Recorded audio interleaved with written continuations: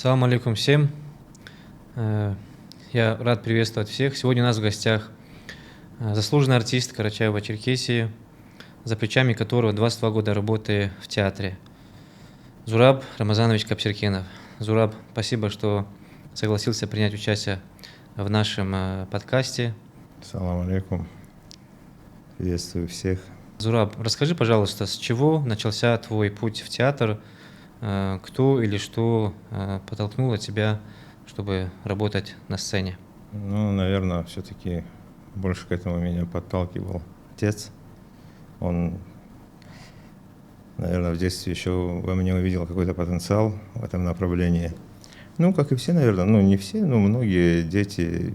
Там, я соседей собирал, там, сказки какие-то, то, что в школе читали, то, что там бабушки рассказывали. Пытался еще в самом детстве инсценировать, там ждали с нетерпением, когда родители там придут с работы, там все расставляли, все готовились и родителям показывали. Потом заучивал какие-то стихотворения, монологи, там какие-то выдержки из разных фильмов и старался это спародировать, пересказать и, там, отцу, матери. Но отцу нравилось вообще то, что я увлечен этим. И он меня постоянно подталкивал. И когда уже школу закончил, поступил в ПТУ на автослесаря. Я часто об этом говорю, до сих пор не понимаю, как я вообще умудрился на автослесаря поступить. Будучи влюбленным в театр, да, да? И не только, я вообще в технике ничего не понимаю. Были случаи, когда там я ехал, там колесо проткнул, и просто, чтобы колесо не поменять, не поставить запаску, доезжал там до вулканизации там, со сдутым колесом. Это абсолютно не мое. Ну, почему-то я поступил на автослесаря, и в итоге где-то месяца 2 отучился, я узнал, что открылась первая Базинская театральная студия. И меня отец спросил, хочешь, говорит, пойти туда. Там где открылась? На базе музыкального училища. Музучилище, да? Колледж, да. И там ребят собрал Абрек Заурпатович Гожев, вот, а он был близким другом моего отца. Они вместе еще создавали там народный театр в ПСЖ. Вот, и я туда перешел, и все оттуда. Учился, пока не закончил, и меня пригласили в театр. Ну, уже такой, немножечко я изменился, такое, более такое юношеское какое-то восприятие. Там, наверное, улица тоже свое где-то продиктовала. Я не хотел потом идти в театр. Меня упрашивали. И самое интересное в том, что я туда пошел, потому что мне стало стыдно, что взрослые люди приезжают, просят, приходи. Думаю, ладно, пойду. Неудобно было отказывать, да? Да, пару месяцев поработаю. Наверное, сами больше не захотят, чтобы я там находился. И там и остался по сей день. Вот так. Зураб, тебя многие знают не только как актера, но и как режиссера. Что подтолкнуло тебя к постановочной работе? В театре в какой-то момент, ну, театр, он на тот момент был самый молодой театр в республике, когда еще Ногайского театра не было. И был такой кризис в театре, проблемы с режиссерами, может быть, и какие-то, может, финансовые проблемы были, наверное, не было возможности пригласить там режиссера, а спектакли надо было ставить. Тогда исполняющим обязанности директором была Камова Аминат. И я долго не хотел вообще, я думал, ну, наверное, не получится у меня. Это ответственная работа, если ты, допустим, играешь в спектакле как актер, и ты видишь свою только линию. Да, каждый актер — это режиссер своей роли, а тут все-таки более широко нужно смотреть, и там, что хотел автор сказать, эту идею нужно сохранить, и ты сам должен, как режиссер, тоже до зрителя что-то свое донести и так далее, и так далее. Там. И я немного переживал, если честно, но все-таки она меня уговорила, и там как раз по ремарку последняя остановка, нужно было ее поставить. Я ее поставил, и Это была первая, да, моя постановка, и уже оттуда потихонечку, вынужденно, и такой путь пошел. Потом первая такая серьезная работа, которая была там уже там и на фестивалях, там какие-то номинации выиграла, это по Шибзуховой, там Гошигаг мы ставили.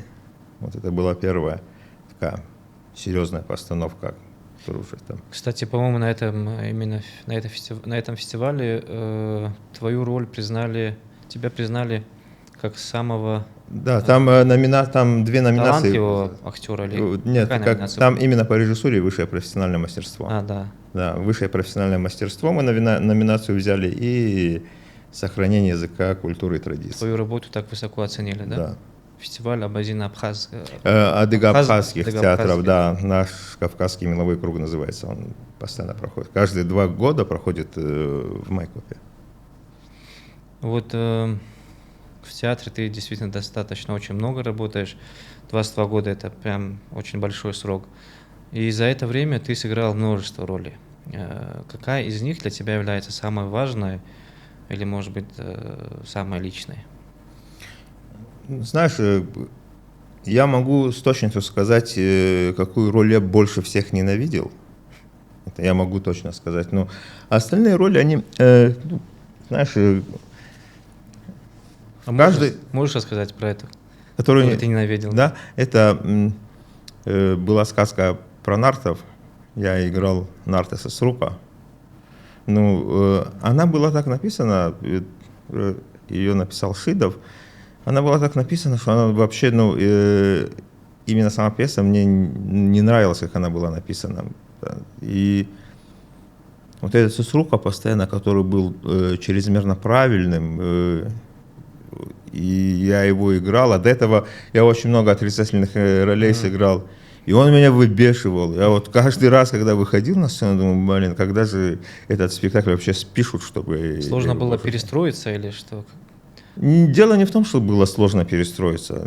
Дело в том, что меня сам герой не подходил. Вот в такой формулировке не восхищал. Вот так. Зураб, ты стоишь у истоков Абазинского театра. Вот расскажи за все эти годы, что изменилось. Ну, театр, да, кардинально поменялся. Я вот начиная с самого первого спектакля, в котором мы открыли театр по следам мухаджиров, я вот с того времени, да. Я вот на открытие пришел, когда я еще не работал. Когда первый спектакль этот посмотрел, я еще не работал. Потом буквально там несколько месяцев прошло, и я уже на работу пришел. И ну, тогда коллектив, все актеры были с нашего народного театра Инджик-Чекунского. Естественно, требования к народному театру и к профессиональному театру — это абсолютно разные требования. Ну, хотя должен отдать им должное, они очень достаточно профессиональны были. И для того времени те спектакли, которые были, вот тот же «По следам мухаджира», очень масштабный, большой спектакль был, сложный, ну, он для того времени был хорош. Но сейчас, после этого, театр и в упадке были постановки гораздо хуже, намного хуже были. И потом потихонечку где-то и руководство уже поменялось там, и обстановка в стране немножечко другая стала, и финансирование, наверное, стало другое, и сам коллектив, наверное, по-другому начал смотреть на свою работу. На сегодняшний день у нашего театра уже свое видение в постановках, свои традиции уже театральные появились, хотя нам и не столько много, да, лет там 22, 23, там сколько. Вот, и своя стилистика самое главное есть. То есть сейчас мы, допустим, поедем на фестиваль и спектакли Абазинского театра. Вот и один и тот же, допустим, одну и ту же постановку любую мы возьмем, там, пусть его поставят 20 театров, но абазинский почерк, возможно, будет там узнать любому театральному критику. Недавно в ходе разговора с министром культуры Карачаево-Черкесии Зурабом Агирбовым как-то упомянули Апельсинский театр, и он сказал, что сейчас театр находится на достаточно очень высоком уровне, задает хороший темп для остальных театров. Вот что ты можешь сказать об этом? Ну, это следствие огромного труда. Вот это развитие, которое Базинский театр получил. Вот, будучи спортсменом, ты сам знаешь, что для того, чтобы получился результат, нужны тренировки. Тренировки, помимо репетиции, еще там у актеров тренинги есть. Мы постоянно делаем тренинги. Мы даже простую читку не проводим без разминки. Это вот то, что у нас появилось в театре, после того, как наше руководство поменялось. Вот пришла Марина, там, Ильдар, как главный режиссер. Это те новшества, которые они ввели и дали результат. Вот эти действия все дали результат. И вообще я всегда говорю, у Марины, у нее хорошая тактика управления. Что я заметил, вот о чем бы ее ни попросил, она никогда тебе не откажет. В ущерб себе она тебе поможет. Но в тот момент, когда ты уже чувствуешь, что ей надо, ей даже не нужно об этом говорить, ты уже сам стараешься сделать, да, там, как благодарность, да. Вот такие нюансы тоже есть. Плюс в коллективе очень здоровая обстановка. Мы все, Марина, например, тоже ее возьмем, да, как руководитель. Мы все понимаем, что она руководитель театра, там, естественно, все такое, но и тем не менее, наверное, каждый работник ее считает там как сестру. Ну, там все как братья и сестры. Столько времени вместе работаем. Различные, там и сложные моменты, конечно, были, но и тем не менее на сегодняшний день вот эта здоровая обстановка в театре, вот братская, дружеская, она очень сильно тоже помогает. Ну, благодаря хорошему руководству. Да. Это очень важно, когда руководитель чувствует настроение своего подопечного, сотрудника. И благодаря профессиональному качеству, видимо, удается вот сохранить вот эту атмосферу теплую, дружескую, как ты говоришь. Да, очень здоровая, хорошая обстановка в театре. Отношения прекрасные между людьми. Это в театрах вообще большая редкость. Мы там все смотрим телевизор, да, и у нас это было, наверное, когда-то, вот когда вот эти, вообще не только в театрах, в сфере искусства, везде, где коллективы большие есть, там всегда там какие-то подводные камни, какие-то интриги, какая-то конкуренция. У нас это все как-то более в здоровой атмосфере проходит. Ну, все говорят, люди искусства, культуры, они своеобразные, и к ним найти ключ очень сложно. Ну, очень хорошо, что Марине удалось подобрать ключ к каждому. Это очень здорово. Я тоже всегда думал, что все люди искусства, все странные, кроме меня. И все так думают, да? Да. Главное, что да, я думаю так. Зураб, а вот работа режиссера, она очень сложная. Я иногда какую-то параллель провожу между работой тренера, режиссера, хореографа. Они все по своей сути очень строгие, жесткие где-то. Вот. Насколько тебе приходится быть жестким, требовательным в своей работе? Вот когда что-то, допустим, не получается. Ну, знаешь, я наоборот, я сам по себе очень мягкий человек. И стараюсь нигде в своей работе тоже жесткость не проявлять. Иногда, да, бывает, да, мешает это мне. Ну, я стараюсь, это сложнее, но найти подход к каждому. Я сейчас в 2 коллективах работаю режиссером. В Абазинском театре, да, там они меня уже сколько лет работают. Существует театр, столько и знают. А вот новый коллектив Ногайский, там уже немножечко сложнее, вот эта притирка, там, пока обоснуешься, да. Но все равно не могу. Бывает, да, когда... Но нервы тоже не железные. Бывает, когда срываешься, но я стараюсь в таком ключе не работать. Все-таки мне интересней лишний раз поговорить, лишний раз время потратить, но найти к человеку подход. Вот как раз в продолжении разговора ты упомянул о том, что сейчас работаешь в 2 коллективах. С 25 года, насколько мы знаем, ты являешься режиссером Ногайского театра. Вот как раз хотели тоже спросить, как удается совмещать свою работу в двух коллективах, с учетом того, что почерк, менталитет, наверное, каждой команды немного отличается. Да, ну да, отличается и кардинально отличается. Ну, сложно, конечно, но интересно, потому что в Абазинском театре это все как-то даже, ну, любая постановка, любое предложение, которое там написано на твоем языке, это что-то родное. А здесь я первый раз на съемках фильма именно в культуру нагайцев немного погрузился. И уже когда пошел в их театр работать, уже более начал изучать, они по духу очень близкие к нам люди, очень спокойный, дружелюбный народ, очень большой и интересной историей. То есть там очень много материала, вообще много чего всего, что можно использовать и заодно себя реализовать. А насчет исполнительности, что может сказать команда? Просто я знаю, опять-таки, пример из спорта. Нагайцы сегодня занимают лидирующую позицию в вольной борьбе, да? Они отличаются своей дисциплиной, своим упорством, дисциплиной, воспитанностью. Вот в Ногайском театре как обстоят дела? Ногайский театр тоже, ну, как и любой другой молодой театр, различные периоды переживал. И сейчас, наверное, ну, прям не самый восхитительный, так скажем, ихний период.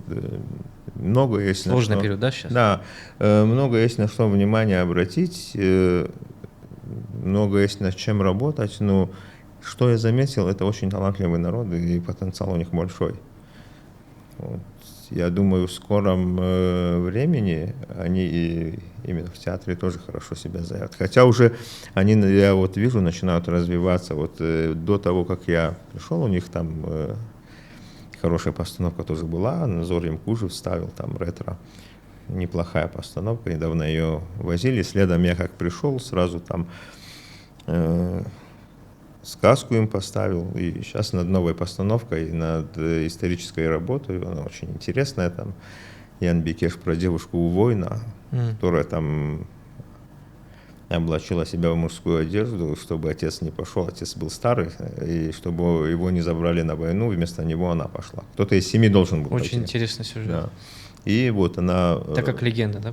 Да. И вот она сражалась с врагами, и она там нашла себе возлюбленного. Он был убит, и она после замуж не вышла, она только воевала, защищала свою отчизну. Очень... Это спектакль, да? Вот, да, будет спектакль. Да, сюжет Скоро очень выйдет. интересно, да. Да. Очень надеемся, что удастся посмотреть. Зураб, а как ты оказался в Ногайском театре? Меня пригласили, у нас в Абазинском театре как раз постановка проходила Аркасару, мы ставили, руководитель их не позвонил, пригласил на работу, я сказал, ну, я сейчас не могу прийти, если я сейчас туда приду, подведу Абазинский театр, и говорю, мы закончим постановку, и потом, ну, после этого что-то все стихло, долгое время не звонил, я тоже думал, уже все, а потом он заново позвонил, пригласил меня. Я думал, тебя пригласили после проекта фильм, который называется «Испытание аулом», где ты был также режиссером, да, в роли режиссера выступал. Да. Нет, это, ну, эти два случая абсолютно не связаны. Не взаимосвязаны. Да, нет, ничем они не связаны. Это просто я там уже что-то, какое-то понимание. Ну, до этого как было? Ну, есть нагайцы, есть. Я как-то с ними не пересекался никогда. Ну, ходил на их спектакли, смотрел, ну, так, чтобы именно во что-то нагайское погрузиться, у меня никогда такого не было, и с трудом представлял вообще, ну, не совсем так дико, конечно, там, как будто я совсем их не знал, ну не так глубоко, и вот как раз, что народ этот из себя представляет, я вот первый раз увидел вот на съемках фильма. Ну, достаточно интересный народ. И уже немножечко так тоже был подготовлен, когда туда пришел. А так съемки фильма и там театр, они никак не связаны между собой. Ну, этот фильм вышел, по-моему, год или 2 года назад, если я не ошибаюсь. Я Первая относительно часть. недавно только посмотрел. Мне очень понравился фильм, и я, насколько знаю, сейчас планируется выход второй части «Испытания Улам», где ты являешься, насколько я знаю, полноценным режиссером Да. всего этого проекта. Вот очень интересно узнать твое мнение, твои ожидания от этого фильма. Что ты чувствуешь в процессе этой работы и какую идею, мысль ты бы хотел передать зрителям? Ну, начнем с первой части, да, когда мы начали вообще в эту команду, я попал. Там был другой режиссер, должен был быть другой режиссер. В итоге я не знал, что там случилось. И в итоге юридически там другой режиссер, фактически я. И ну, полностью фильм я и Артур Найманов, мы с ним этот фильм сняли. Я никак для себя не ожидал, что этот фильм может так сильно стрельнуть. Я не думал об этом. Мне сама работа интересная была, вообще работа в кино очень интересная. И сама работа интересная была, и поэтому я старался всего себя отдать этой работе. Я думал, ну, посмотрят максимум там несколько там кавказских республик наших, да, кому этот фильм по духу близкий. По итогу Он разлетелся по всей стране. да. Я его, кстати, на Иви смотрел. Я Да. удивился, листал, и случайно наткнулся. И думаю, ничего себе. Он был на всех площадках, его во всех кинотеатрах России показывали, его «Движение первых», если не ошибаюсь, они тоже брали права на показы, и в воспитательных целях его показывали. Он множество международных фестивалей выиграл. Одно из них в Лондоне лучшую детскую роль там выиграла. Ну, он хорошо стрельнул. Ну, а что касается второй части, вторая часть, она другая. В первой части я хотел... Сюжеты отличаются, да? Вообще манера. Вообще сам фильм вообще другой. В первой части я хотел такое доброе кино из нашего детства. То, что мы, если помнишь, на речке сидели, мы ждали, вот скоро начнется фильм, и мы бежали все там. Но это больше про нынешнее время, да? Да, это современный фильм. Это современный фильм, да. где ребенок далек от каких-то аульских понятий. Да. Ну, там больше про семейные. В эпоху развития, как называется, технологии, гаджеты, телефоны. Да. Там больше про семейные ценности, про взаимоотношения родителей и детей. И вторая часть тоже про взаимоотношения, но там больше между братьями. Между братьями во второй части. Актеры те же? Да, в основном те же, но там уже и популярные люди есть. Есть из Казахстана актеры, достаточно популярные не только в Казахстане, но и частично в России. Есть Амар Юсупов, Горца Тумар. А он будет сниматься? Да. Он уже снялся, да. Мы съемки закончили, сейчас в процессе монтажа фильма. Вот. Потом Ислам Итляшев там эпизодическую роль сыграл. Ну, поэтому он и другой, по духу он немножечко другой стал. Я вообще был против снимать вторую часть. Я не хотел, я хотел, ну, как другую историю вообще, не испытание Улам.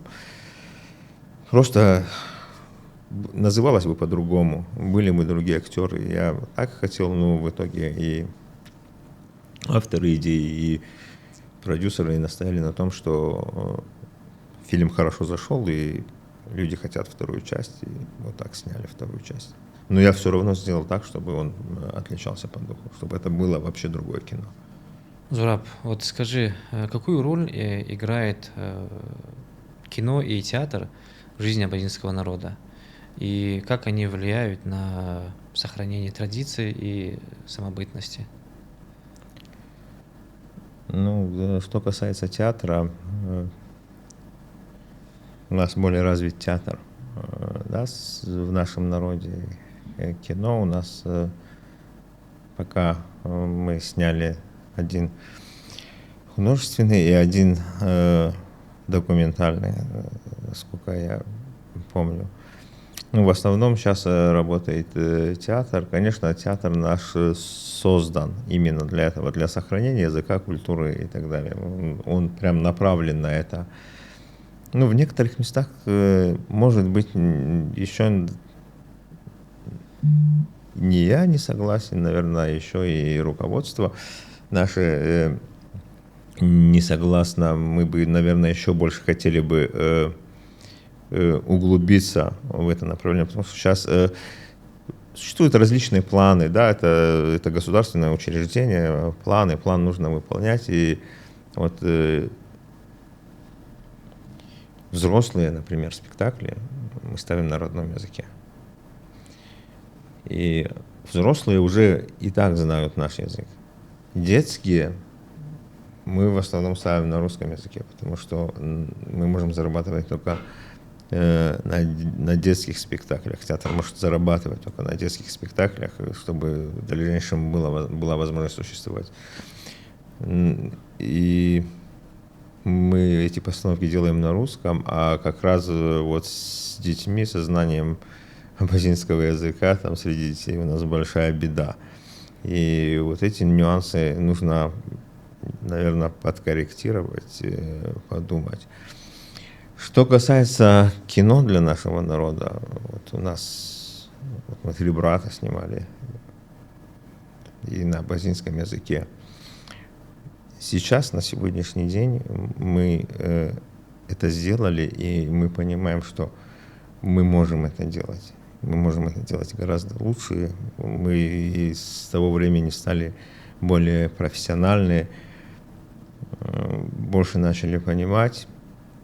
Вот, ну и театр, и кино, по моему мнению, и газета, и телевидение — это средства массовой информации.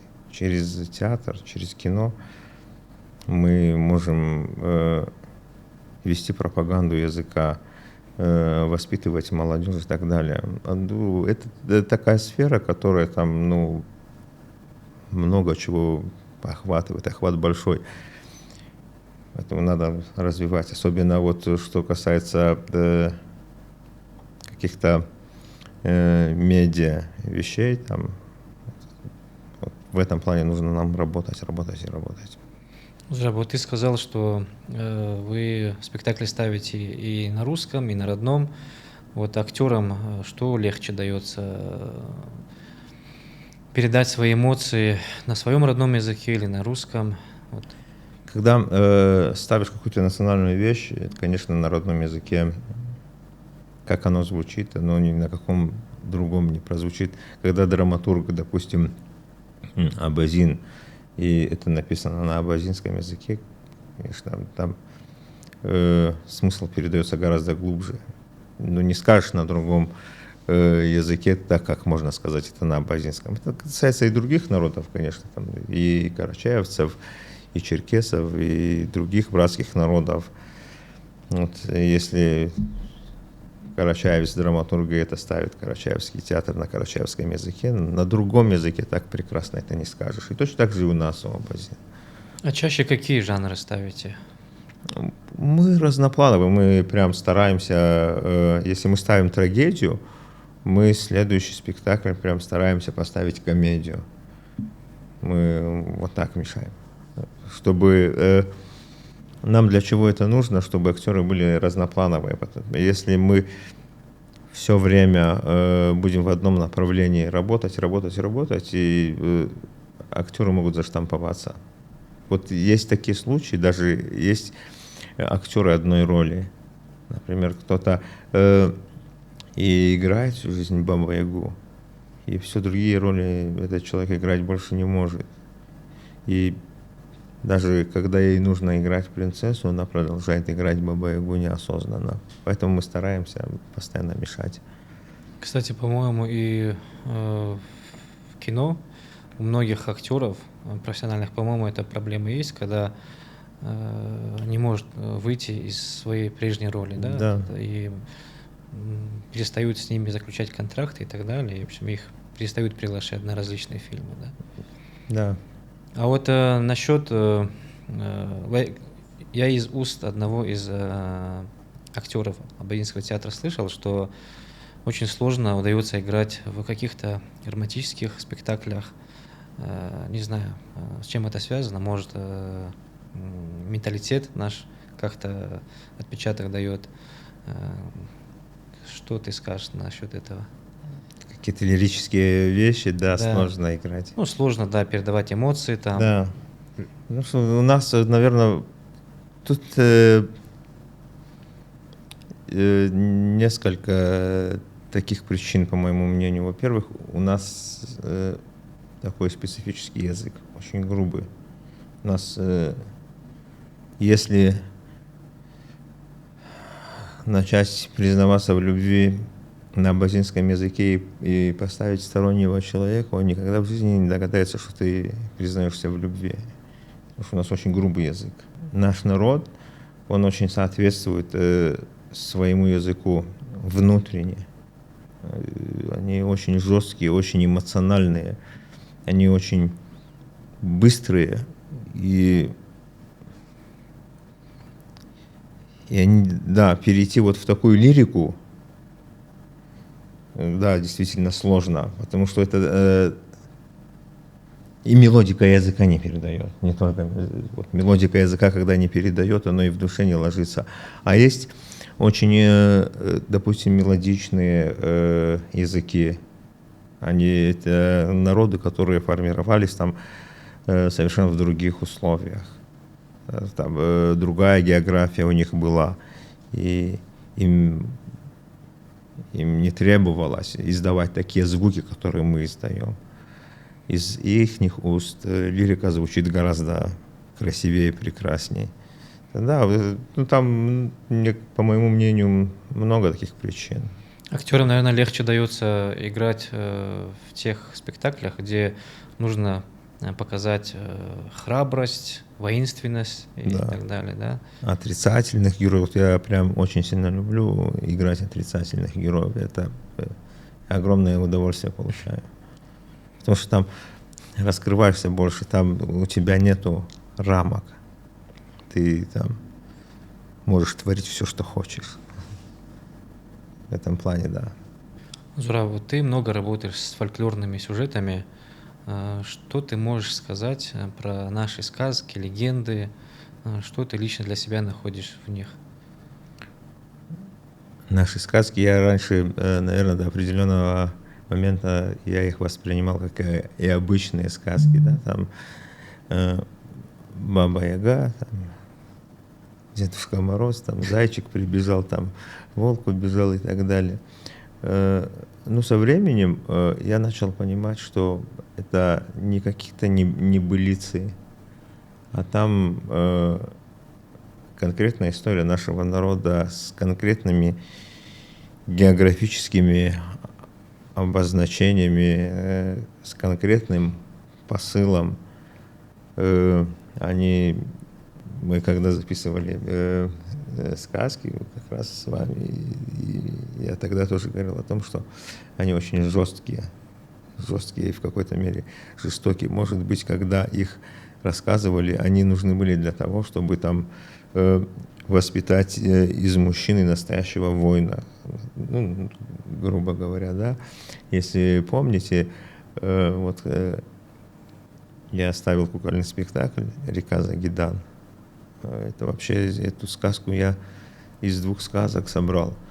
Почему «Река Загидан» она называлась? Я до этого прочитал буквально сказку о том, как один парнишка ушел от злого этого султана, там, да, князя, и собрал команду, начал там помогать бедным, там, защищать их, и в итоге вернулся, там, убил этого князя, забрал свою маму, и там описывается так, он перешел через хребет и поселился около речки какой-то, и назвал эту речку в честь своей матери, а ее звали Заудан, Загидан. То есть, если мы начнем разбирать наши сказки и наш фольклор, скорее всего, вместо небылиц мы очень глубоко погрузимся в историю. Поэтому здесь наши сказки в этом плане стоит еще изучать и изучать. Поэтому мне интересно работать. Мне вообще интересно работать с детьми. Мне больше нравится такие детские вещи ставить, чем взрослые. Они более чистые, более такие яркие. Зураб, ты находишься с командой Лошара со дня ее существования, организации, и на протяжении нескольких лет Лошара занимается переводом мультфильмов. И у меня была когда-то возможность с тобой тоже принять участие в озвучке и в сказках, и в мультфильмах. На твой взгляд, насколько важно продолжать работу в этом направлении, и вообще помогает ли, слушая или там смотря мультфильм на родном языке, помогает ли это сохранению языка и культуры? Да, это направление не только нужно продолжать, его нужно развивать очень сильно. Мы в первую очередь мы начинали с аудиосказок, я помню, там Мурат Джандаров меня пригласил, там аудиосказку поставил, включил на абхазском языке, там какой-то мужчина, кто как аудиокнигу читал, одну сказку. Он говорит, а мы сможем так? Так, конечно, сможем, но мы так не хотим, мы хотим лучше. И вот волонтеров собрали, мы там где-то как аудиосказки сделали, где-то вообще как аудиоспектакли сделали. Это было вот начало развития. Потом мы взялись за Spirit.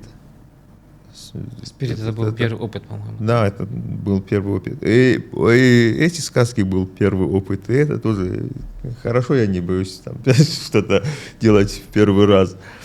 Вот, и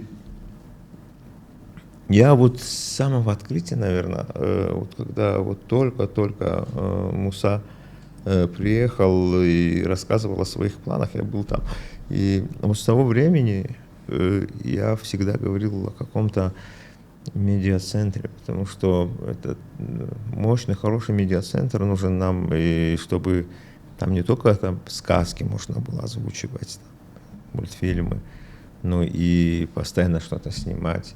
Вот я бы хотел, чтобы и в плане музыки там направление было и так далее. Не то, что там, вот был хороший проект, например, вот «Песня года», то что. Да. Это очень хорошая идея была, но все заканчивалось тогда, когда заканчивался этот проект. Дальше никакого, если там дальше исполнитель как-то сам где-то что-то продвигался, есть и такие, да, там, которые там оттуда выросли там до российских звезд. Да, для многих это был трамплином, да? Да, но и многие, у кого был потенциал, в дальнейшем не хватило поддержки. Вот,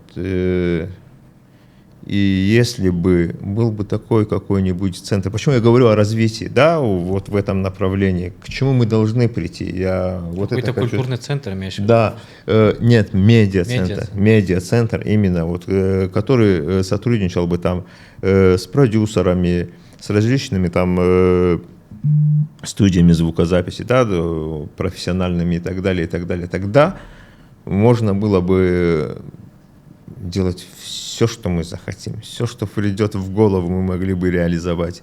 Потому что у нас народ по географии проживания, сами знаете, и по России там, да, раскиданы, там в меньшей степени, в большей степени там проживают в других странах и так далее. То есть у нас охват был бы. И у нас вот именно у нашего народа вот в плане каких-то медиа вещей, роликов, там, песен в меньшей степени голод. Вот мы, допустим, когда что-то там где-то кто-то абазины сказал, неважно, хорошо это или плохо, там, да, там что-то про абазин где-то в каком-то ролике сказали, и это сразу начинают по WhatsApp отправлять друг другу и так далее. И это говорит о том, что ну, не хватает этого нам.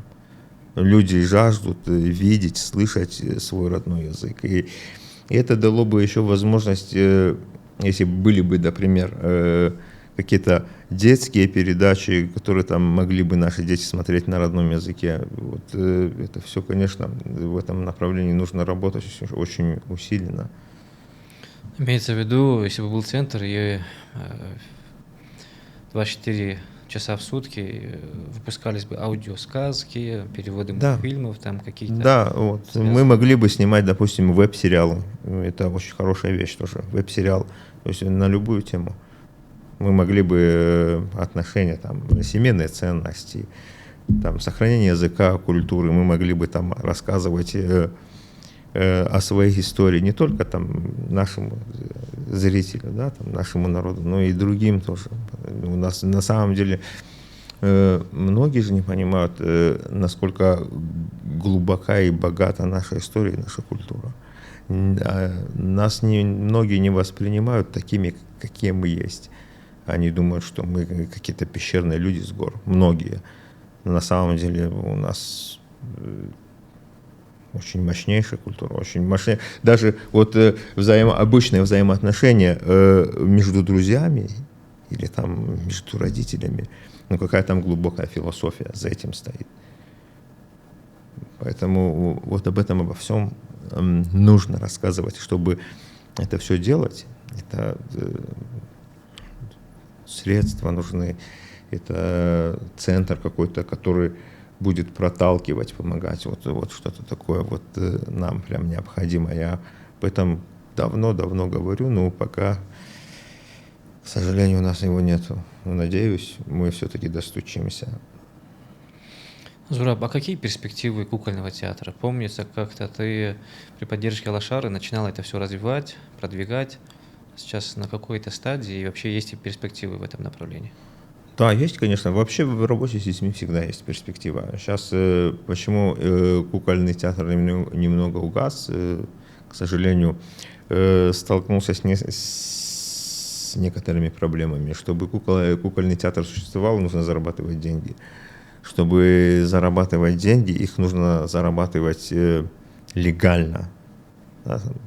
Нужно платить налоги, нужно там индивидуальное предпринимательство. Это большая проблема, особенно для человека, который заточен только под искусство. Это очень сложно. Потом есть проблемы с помещением. Когда у нас был театр драматический, еще стоял, тогда была возможность, а сейчас нет такой возможности арендовать помещение и так далее. Вот, а так любое направление по работе с детьми, оно очень перспективно и плодотворно. Зураб, ты чуть ранее упомянул о фильме «Три брата», да, который является первым художественным фильмом на абазинском языке. На твой взгляд, какое влияние он оказал на общество, на абазинскую культуру в целом? Ну, это, наверное, чтобы что-то поменять, мы, наверное, не сделали там что-то сверхъестественное, что-то там великое и невозможное.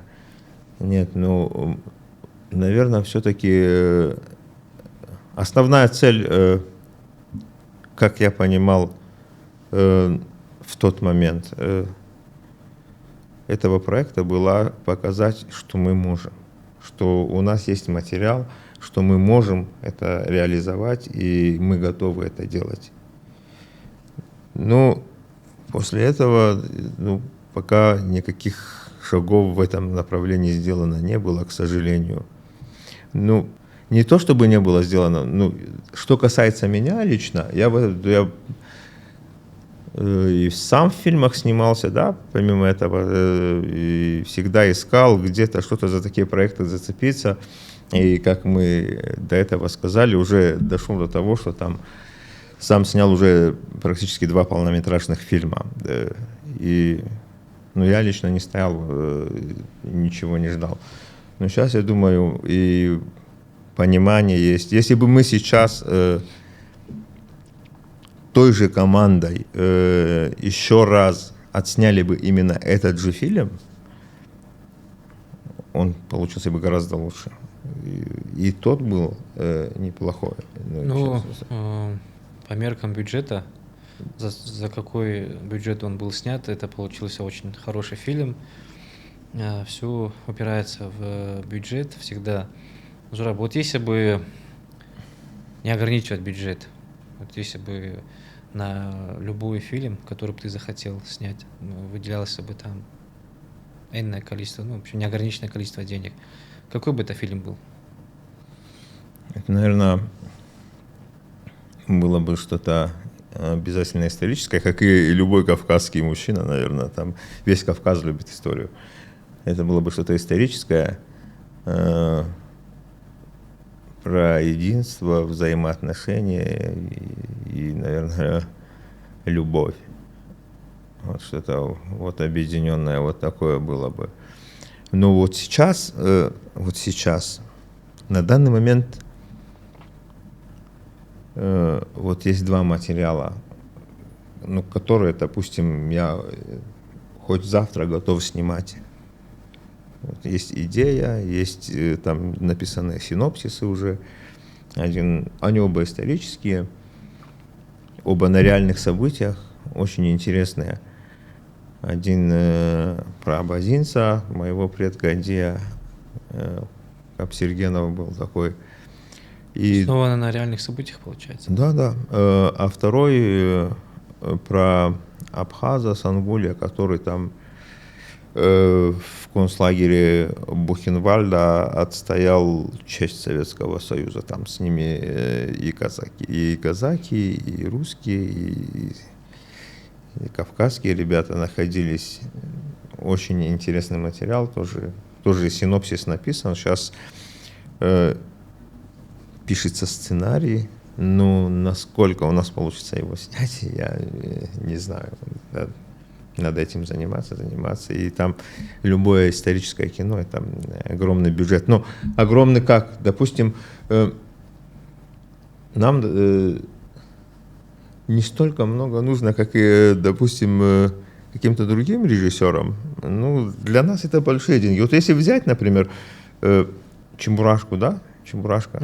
Вот то, что у нас, вот там бюджет где-то около 800 миллионов было. Ничего себе. Там бременские музыканты 1 300 000, что ли. Что-то вот такой бюджет какой-то был. Кстати, бременские музыканты, некоторые сцены снимались у нас. Да. А нам столько не надо, нам нужно в разы меньше. Но, ну, что касается кино, действительно, все очень дорого и да, затратное такое дело. Но я очень надеюсь, что рано или поздно те планы и цели, которые перед собой ставишь, обязательно осуществятся. Вот ты сказал, что горишь желанием снять фильм. А вот как думаешь, есть ли вообще человеческий ресурс, как у нас обстоят дела с актерским составом? Достаточно ли количество актеров, которые могли бы сняться в фильмах? У нас очень талантливый народ. И вот если мы, в пример, возьмем «Испытание Улом», там не было ни одного профессионального актера. Ну, одна женщина всего лишь была, бабушка, которая играла. А все остальные артисты, которые играли в этом фильме, это все жители там села, кто-то тракторист, кто-то школьник, кто-то пастух и так далее. И так как наш народ является очень талантливым, и я думаю, у нас именно в актерском плане большой потенциал. И у нас народ еще, помимо того, что талантливый, он еще и фактурный очень. Есть проблемы с операторами. Они тоже есть, операторы неплохие тоже есть, но, скорее всего, у них опыта такого нету. Ну, опять хочу вернуться к тому фильму, который я снял. Там мы действовали, как мы приглашали профессионала, ставили своих людей, чтобы они обучались и с художниками, и с костюмерами, и с реквизиторами. То есть во всех направлениях, которые там мы использовали, везде мы вызывали профессионала, а рядом с ним ставили на обучение там наших ребят из нашей республики. Мы можем и в таком направлении тоже так делать, чтобы именно ребят из нашего народа обучить тому, что там есть и в плане звуковиков, костюмеров, художников и так далее. У нас потенциал достаточно, чтобы снять любой хороший фильм. Правда, нас мало, там мы не можем там больше там 30-40 тысяч людей использовать, потому что это больше даст. Зураб, а во время съемок фильма как идет процесс подбора актеров на ту или иную роль? Какой-то кастинг устраивать или что? Да, вначале мы работаем над сценарием. Когда мы его перечитываем много раз и понимаем, как мы будем снимать, что из себя будет представлять тот или иной образ, каким он будет, как он будет одет, какая у него будет прическа, внешне как он будет выглядеть. Вот, уже когда мы начинаем это понимать, мы объявляем кастинг и ищем похожих людей. И из них мы выбираем более подходящего и более талантливого. Вот, примерно вот так проходит. Потом мы его утверждаем и там, делаем различные пробы с ним. И когда уже понимаем, что это именно тот человек, который нам подходит, уже утверждаем на роль. Большая часть, наверное, это любители, да, приходят на кастинг? Те, которые не имеют опыта? Да, вот там разные приходят. Бывают, вот приходят там люди, которые там имеют опыт съемок, но они нам не подходят. Бывает, приходят такие, которые думают, что они очень гениальные и очень симпатичные, фактурные, но тоже он может не подойти. Вот, допустим, ребенок пришел на кастинг, он не прошел кастинг, и есть у нас в республике, допустим, или в каком-то из наших театров, где ребенок мог бы подтянуть свои какие-то актерские качества и так далее. Ну, так конкретно нету. Вот, я не знаю, существуют какие-то детские студии актерские. Я не знаю, сколько их и где они проходят. Мы у себя в театре в Обозинском очень часто используем детей в своих постановках. Ну, при театрах я, если не ошибаюсь, при Карачаевском театре была какая-то детская студия, но существует она до сих пор или нет, я не знаю. Вот если нет, как думаешь, нужна ли она или... Конечно, это необходимо. Театральное искусство нужно развивать. Я смотрю, у нас в колледже в какой-то период вот, театральное отделение, оно пришло в большой упадок, и там вообще очень мало было студентов. Сейчас, по-моему, более-менее лучше стало, но все равно нужно... Мало детских студий.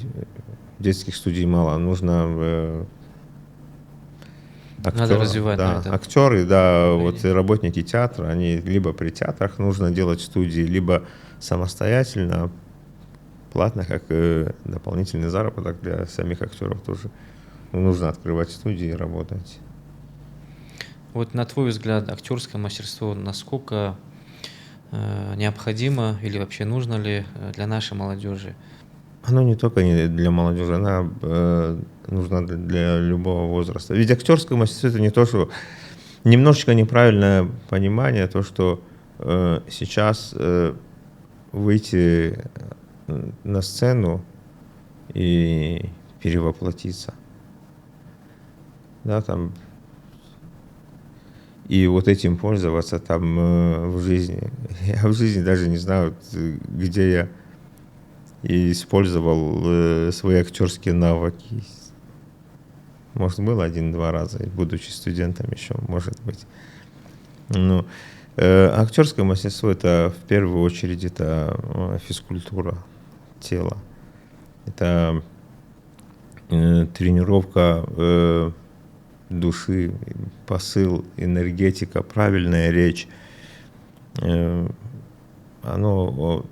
Это такая очень полезная профессия, которая развивает человека не только духовно, но и физически. И человек, который делает актерские тренинги, он и в обществе себя более раскованно чувствует, он более уверен становится. Актерское мастерство, наверное, нужно не только для самих актеров, но и для людей, которые являются публичными, которые часто выступают, да, перед публикой, и спортсмены, и, может быть, там политики или какие-то там люди, которые часто сталкиваются с большой массой людей. Сейчас очень сильно развивается это направление, актерское мастерство и ораторское искусство.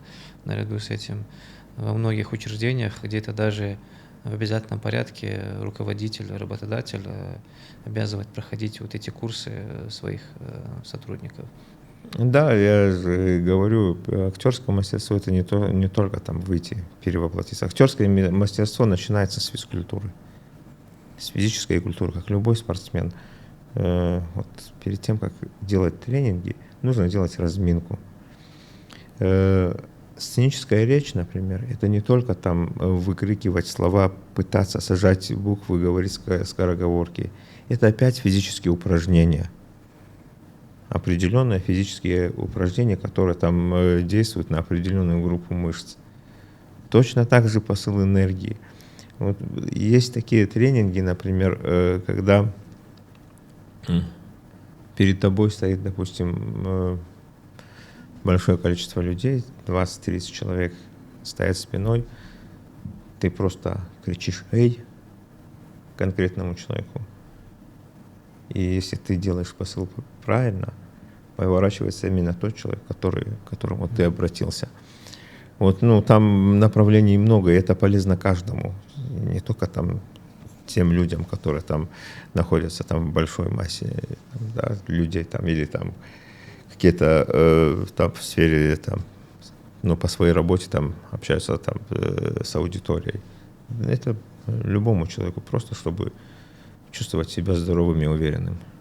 Зураб, как я ранее говорил, ты много лет находишься рядом с организацией Лошара, всячески помогаешь, чем можешь, и не раз являлся режиссером, в качестве главного режиссера выступал на открытии Абазинских игр и Дня культуры народа Абаза. Вот на твой взгляд, насколько важны эти мероприятия для нашего народа? Как говорится, в здоровом теле здоровый дух, да, говорят. То есть там, где ребята по спорту соревнуются, мне кажется, там... раньше у нас же объединено там Министерство культуры и спорта, да, там. Это не зря было сделано, потому что культура и спорт, они прям очень близко рядом друг к другу находятся.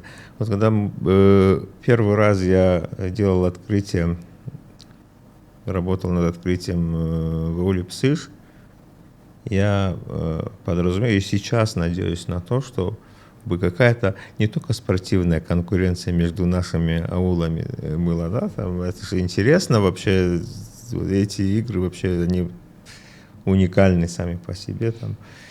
И в культурном плане тоже я подразумевал, что будет какая-то конкуренция Вот, допустим, сегодня в ПСЖ открытие прошло так, масштабно, хорошо. Допустим, инджикчкунцы, они же не любят проигрывать. Такие одни из самых лидеров. И я думаю, что инджикчкунцы сделают еще лучше. Там Кубина еще лучше, Красный Восток еще лучше. И не только уровень спорта будет подниматься, но и уровень культуры, организации и так далее. Вот что изначально я подразумевал, и надеюсь, что все-таки будет. Зураб, вот как актер чувствует зрителя во время спектакля? Ну, это такое очень интересное ощущение, когда ты выходишь на сцену, и перед тобой открывается зал. Вовлеченность зрителя зависит только от тебя. Есть, но я много раз слышал такое, когда говорят, вот в этом городе такой хороший зритель, а там был зритель не очень. Зритель там ни при чем. Там все зависит от того, как актер начнет играть и начнет собирать внимание каждого, который сидит в зале.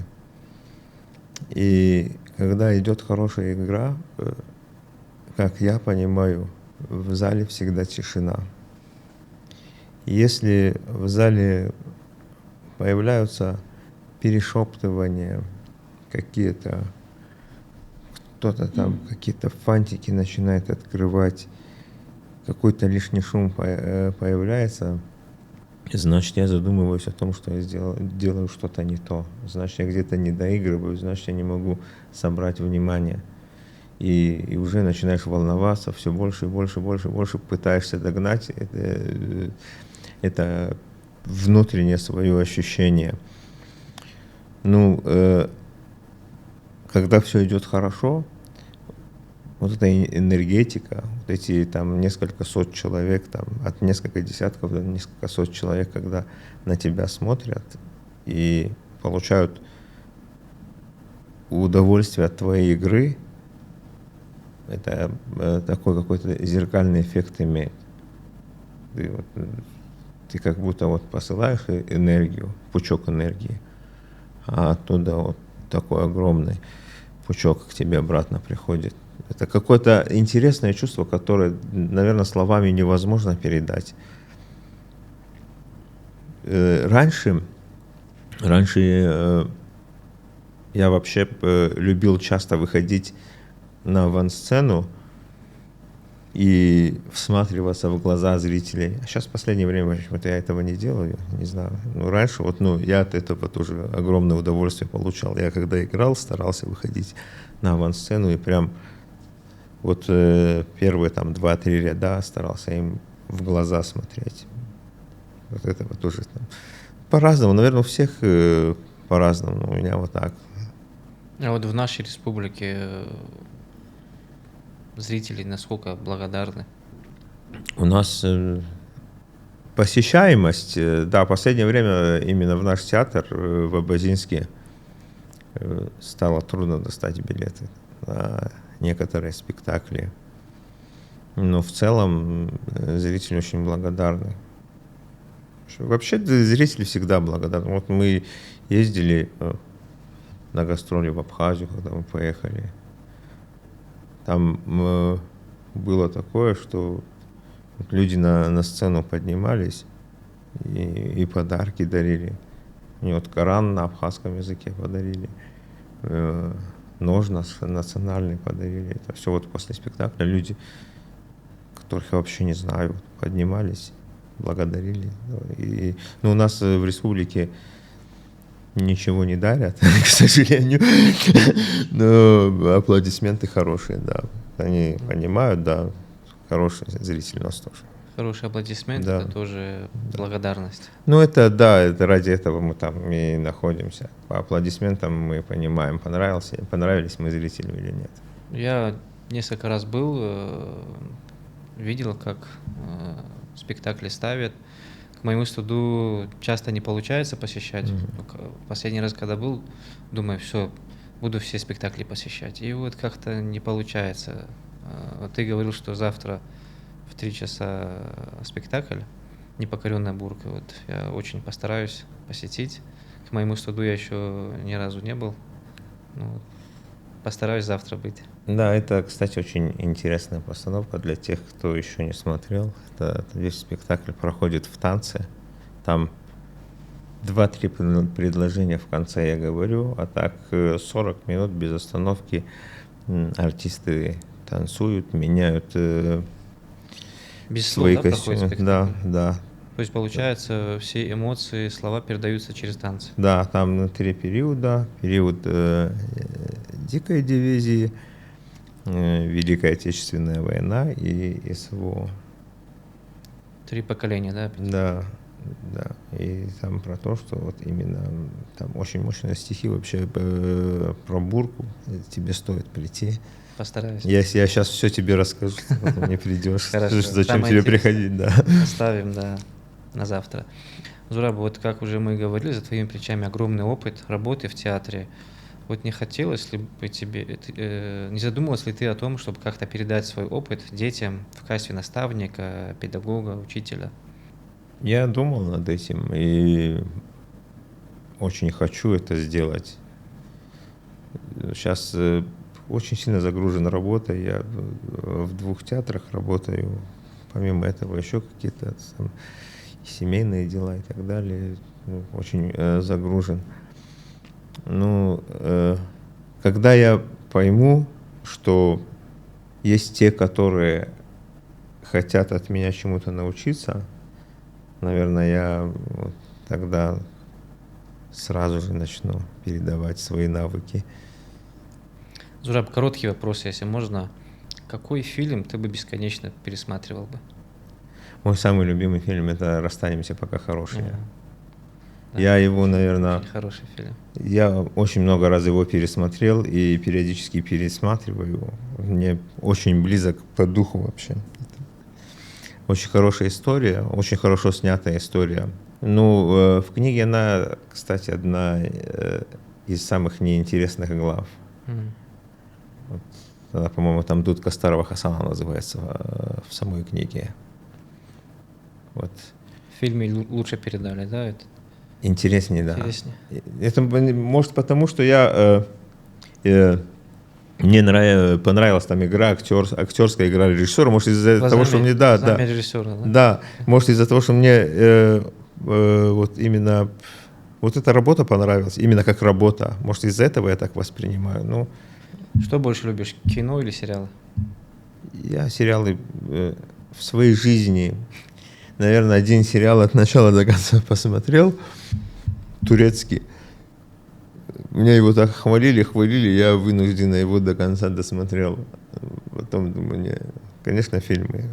Фильм — это искусство. А что, кроме фильмов, тебя еще вдохновляет? Может, хобби?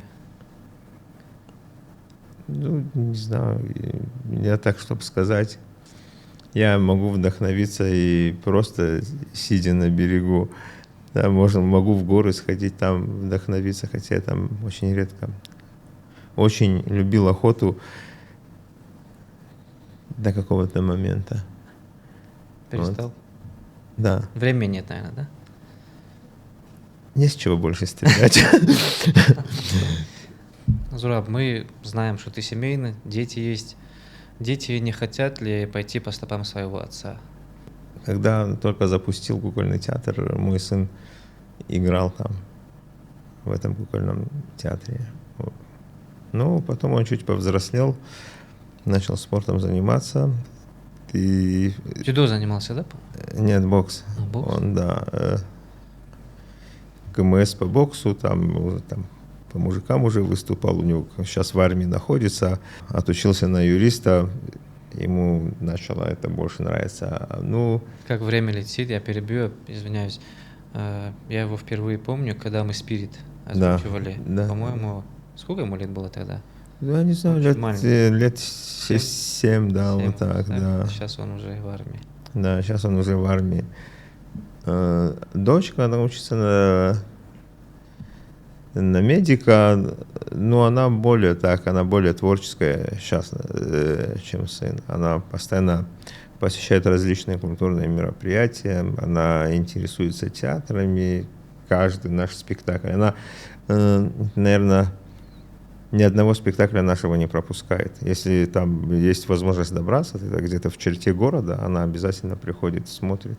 Ей интересно там новые музыкальные композиции, которые там выходят, там, которые наши ребята там исполняют. То есть она такая более творческая, но она тоже, я не думаю, что себя там где-то в театре или так в искусстве видит. Ей нравится медицина тоже, она учится. Вот так. Ну, в любом случае, какую бы дорогу они ни выбрали, желаем, чтобы добились успеха, больших высот. Спасибо. Тебе, Зураб, огромное спасибо еще раз за то, что пришел к нам в студию. Было очень приятно беседовать с тобой. Как говорится, до новых встреч. Спасибо.